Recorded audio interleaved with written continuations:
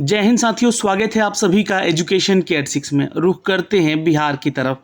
बिहार में ERSS vacancy को लेकर लगातार अपडेट दिए जा रहे हैं। बता दें आपको कि बिहार के होम डिपार्टमेंट से एक ऑफिशियल नोटिफिकेशन भी आज आ चुका है, जिसको लेकर यहाँ पे 7,808 पदों की बहाली की प्रक्रियाओं के बारे में सारी जानकारी दी गई है। आपको बताएंगे यहाँ पे कि प्रथम चरण और दूसरे चरण में कितने पदों की बहाली की प्रक्रिया का जो मामला है वो सामने आया है और वो कैसे और कब तक आ जाएगा नोटिफिकेशन, इसके ऊपर भी हम चर्चा करेंगे। लेकिन इससे पहले मैं आपको कुछ ऑफिशियल अपडेट दिखाना चाहता हूं दोस्तों। हम हैं बिहार के होम डिपार्टमेंट के ऑफिशियल वेबसाइट पे, आप भी जाके यहाँ से चेक कर सकते हैं। आपको बता दें कि यहाँ पे 3 फरवरी को एक नोटिफिकेशन जारी किया गया था और यहाँ पे बोला गया था कि सीधी नियुक्ति हेतु करीब 48,447 पद पर बहाली की प्रक्रिया होगी और साथ में ERSS यानी कि जो इमरजेंसी रिस्पांस सिस्टम को लेकर यहाँ पे अपडेट किया गया था, जिसके दूसरे चरण के बारे में भी अपडेट दे दिया गया था कि 19,288 पद सहित यहाँ पे कुल 67,735 पदों की बहाली की प्रक्रिया दे दी जाएगी। इस नोटिफिकेशन को हम लोग डाउनलोड कर लेते हैं। उसके बाद जो है आज जो नोटिफिकेशन आया है उसके ऊपर भी हम यहाँ पे चर्चा जरूर करेंगे। तो ये एक ऑफिशियल नोटिफिकेशन है दोस्तों, जो कि हम आप तक साझा कर रहे हैं। और यहाँ पे देखिएगा, ये पहले में मैं आपको दिखला चुका हूँ नोटिफिकेशन, है ना। 48,447 पदों की सीधी नियुक्ति है जहाँ पर, और साथ में ERSS के दूसरे चरण को लेकर 19,288 पद सहित कुल कर्मचारियों की जो संख्या है पुलिस कर्मियों की, वो 67,737 पदों का सृजन की स्वीकृति के संबंध में यहाँ पे अपडेट है। तो ये सब कुछ मैंने आपको पहले भी दिखाया है कि क्या क्या जो मामले हुए हैं ये सामने आए हैं।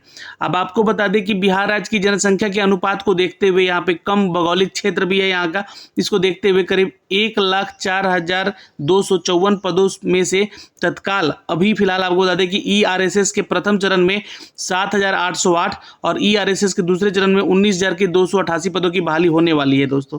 लेकिन सबसे पहले तो हम प्रथम चरण की ही बात करेंगे। तो इसको लेकर क्या आज अपडेट आया है वो भी मैं आपको थोड़ा सा नोटिफिकेशन यहाँ पे दिखाना चाहता हूँ। ये देखिएगा, ये जो नोटिफिकेशन आया है गवर्नमेंट ऑफ बिहार की तरफ से, होम डिपार्टमेंट ने अपडेट किया है। और यहाँ पे दोस्तों बताया जा रहा है कि इस पद को लेकर इन 7,808 पदों को लेकर नई भर्ती की प्रक्रिया शुरू हो चुकी है और बिहार डायल 112 के लिए ये बहाली की प्रक्रिया ली जा रही है। और ये पहले चरण का कार्यक्रम का योजना तैयार हो चुका है, जैसा कि यहाँ पे अपडेट दिया गया है। आपको बता दें कि इमरजेंसी रिस्पांस सपोर्ट सिस्टम को लेकर यहाँ पे डायल 112 को लेकर बिहार पुलिस मुख्यालय द्वारा पहले चरण के तहत बहाल होने वाले पुलिस और गैर पुलिस संवर्ग के तहत रिक्त करीब 7,808 पदों पर भर्ती की प्रक्रिया शुरू होगी। यहाँ पे कार्य योजना को तैयार किया गया है। आप देख सकते हैं इनमें से इंस्पेक्टर की रिक्रूटमेंट है करीब 159 पदों की, सब इंस्पेक्टर यानी कि SI का भी वैकेंसी है 887, यानी कि इंस्पेक्टर की अगर हम बात कर ले दोस्तों तो 1,000 के आसपास की वैकेंसी यहाँ पे अपडेट की गई है। असिस्टेंट सब इंस्पेक्टर की बात करें यानी कि ASI की, तो यहाँ पे 594 पद हैं। और सबसे ज़्यादा अगर हम बात करें यहाँ पे दोस्तों तो बिहार में सिपाही भर्ती को लेकर जो डायल 112 के तहत ये रिक्रूट होंगे, 5,856 पदों की ये बहाली की प्रक्रिया होने वाली है। इसके अलावा ड्राइवर की रिक्रूटमेंट भी 159 पदों की होगी यहाँ पे।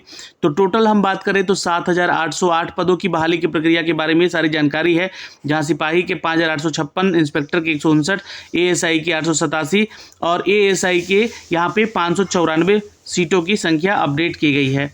अब यही जो है 3 चक्रों में आपको अपडेट की जा रही है।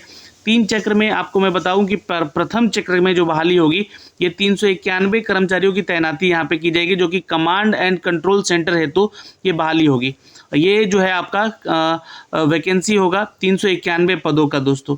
अब यहाँ पे कमांड एंड कंट्रोल सेंटर हेतु कर्मचारियों की बहाली होगी, जिसकी संख्या ये बताई गई है। इसी का दूसरा चक्र जो होगा, जो कि 40 जिलों के लिए है ना। ये जिला क्यों लिखा गया है 40 जिला, चूँकि बिहार में तो 38 जिला है, लेकिन आपको बता दें कि यहाँ पर कार्यरत जो जिला पुलिस बल है ना, जिसके बारे में ये अपडेट किया गया है, तो ये 40 पुलिस जिला बल है यहाँ पे बिहार में, जिसके तहत डायल 112 के कुल 400 वाहनों की सुचारू संचालन हेतु 7,311 कर्मचारियों की तैनाती की जाएगी। तीसरे चक्र की बात की गई है, जहाँ पे पुलिस मुख्यालय के डेडिकेटेड ऑर्गेनाइजेशन स्ट्रक्चर के लिए कुल 106 पदों की तैनाती की जाएगी। तो यानी कि ये रिक्रूटमेंट कुल मिला के 7,808 पदों की बहाली की प्रक्रिया कंप्लीट हो जाएगी 3 चक्र में। ठीक है, जहाँ पे 11 मार्च को ये अपडेट आया है दोस्तों। और यहाँ पे देख सकते हैं ये सरकार के विशेष सचिव हैं विकास वैभव जी, इनके द्वारा ये अपडेट दिया गया है, जो कि हम आप तक इसको साझा कर रहे हैं। अब इन बहाली की प्रक्रियाओं को लेकर छात्र तैयारी में लग जाइए, क्योंकि देखिए यही बहाली नहीं, अन्य बहाली की प्रक्रियाएं भी सामने आपको आने वाली है। जैसे बिहार में दरोगा की करीब 2300 पदों की बहाली की प्रक्रिया भी है, 2300 या 2400 या 2500 जो भी आ जाए, है ना। छात्र बेसब्री से इसका इंतज़ार कर रहे हैं, लेकिन इंतज़ार करने से तो काम चलेगा नहीं, आपको इसके लिए तैयार रहना पड़ेगा। और दूसरी चीज़, कब तक आएगी, ये सबसे बड़ा सवाल आप लोग का उठ रहा है। और बहुत सारे जो कि पटना में टीचर ही हैं, उन लोग अपने हिसाब से, अपने जो भी उनके सोर्स हैं उनके हिसाब से बता रहे हैं कि 1 महीने में या आधे महीने में या 1.5 महीने में ये वैकेंसी आ सकती है। तो देखिए बहाली तो आ रही है, ये क्लियर है, इस चीज़ का ध्यान में रखिएगा, लेकिन कब आ रही है ये किसी को नहीं पता है। कब नोटिफिकेशन बीपीएसएससी के ऑफिशियल वेबसाइट पे दे दिया जाएगा दरोगा की बहाली को लेकर, या सीएसबीसी के वेबसाइट पे दे दिया जाएगा सिपाही बहाली को लेकर, कोई नहीं जान रहा है। मैं आपको साफ साफ बता दूं कि इसका अपडेट जो है सरकारी महकमे से ही होगा। जैसे ही वहाँ से सब कुछ क्लियर है, मतलब कि वहाँ रोस्टर क्लियर है, वहाँ पे स्वीकृति मिल चुकी है, अब जैसे ही इन पदाधिकारियों के साइन होते हैं वैसे ही उसका नोटिफिकेशन दे दिया जाता है। तो आप लोग ने भी पिछले बहाली की प्रक्रियाओं में देखा है ये सारी चीज़ें। तो यहाँ पर जो है दोस्तों, अगर मैं कहूँ तो 31 मार्च का आप लोग इंतज़ार कीजिए। 31 मार्च के बाद आपको हो सकता है कि 1, 2 या 5 तारीख तक या 10 तारीख तक जो है अप्रैल महीने में नोटिफिकेशन इसका देखने को मिल सकता है, जो कि प्रक्रिया के बारे में हम आपको बता रहे हैं। अब इसकी तैयारी को लेकर हम लोग जो है अपने YT एजुकेशन के टेलीग्राम पे एक पेड बैच भी चला रहे हैं, जो कि आप लोगों का बैच 1 है। और इन सब का PDF भी मैं दे रहा हूं ताकि आप इसकी तैयारी कर सकें अच्छे से। और दूसरी चीज़, अगर आप लोग इस बैच में जुड़ना चाहते हैं तो देखिए बैच 1 तो यहाँ पे कंप्लीट हो चुका है, लेकिन बैच 2 आप लोग के लिए शुरू किया जा रहा है, जहाँ पे हम लोग जो है क्राउन पब्लिकेशन का बुक को कवर करेंगे फॉर द GK सेक्शन, और घटना चक्र को हम लोग कवर करेंगे फॉर द साइंस सेक्शन, है ना। तो इसको लेकर आप लोग सीरियस होइए थोड़ा सा यहाँ पे, और बैच 2 में जल्दी से ज्वाइन कीजिएगा। बैच 2 का अनाउंसमेंट 2 दिन के बाद आपको कर दिया जाएगा कि आप लोगों को कैसे जुड़ना है उस बैच में, और वहाँ से कब से आपका जो है टेस्ट शुरू हो जाएगा।